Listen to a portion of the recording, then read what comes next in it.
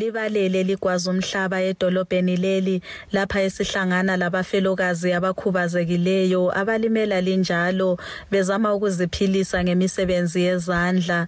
Emsikeni weMoringa sihlangana lomfelokazi uKholetha Ncube wemfelandawonye okhubazekileyo njalo ondla umzukulu wakhe ngemva kokunyamalala kwendodana yakhe.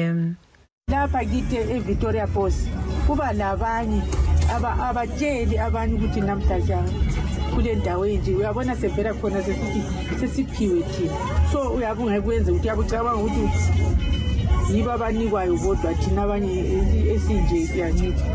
Sixhumane njalo lonkosikazi Nyasha Manjazi owafelwa ngumkakhe enyathelwa indlovu ngomnyaka ka2017 ekhubazekile enjalo kaphilanga emzimbeni.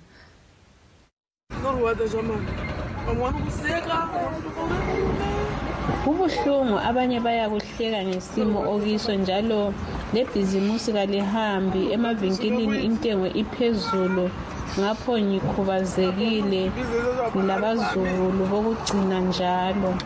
Abafelwa ngamakhosikazi abahlala edolobheni leli labo bathi kabatholi usizo kuHulumende. Umnumzana Walter Ndlovu ophila ngokubamba uthi abakhubazekileyo kulomhlubulo weMathebheleleni North baziwa ngokubandlululwa. Uthi inhlelo ze-social welfare azifinyeleli kibo. Awusebenzi awula grant government disability kula ma-challenges amaningi ukuthi ngabo bayenza ukuthi basinike izimali zokusenza ama-projects sibe sustainable manje konke Umnumzana Isaiah Chipephura ozisebenzayo ekhubazekile uthi badonsa nzima. Yona inyama ngaphandle kokuthi kathesi sithi kwesinye isikhathi lako uyabusidla ezangaphakathi sengagcina ukungena ebhutsha.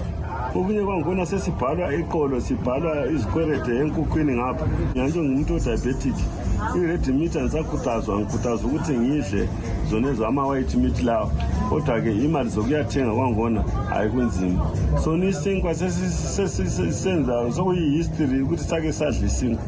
Okunye kwangona ungathola khona okuyiflower susidla isimoto sona leso kumbe amaqebelengwane.